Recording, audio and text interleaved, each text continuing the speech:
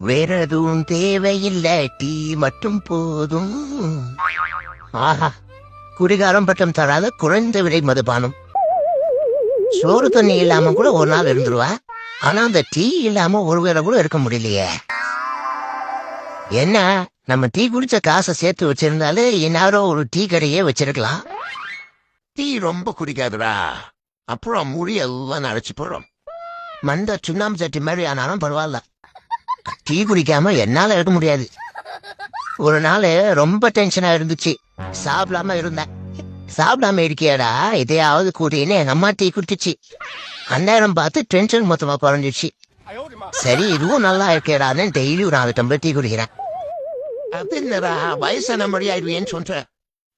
அடே, வயசு ஆயிட்டே இருக்குன்னு வருத்தப்படாத.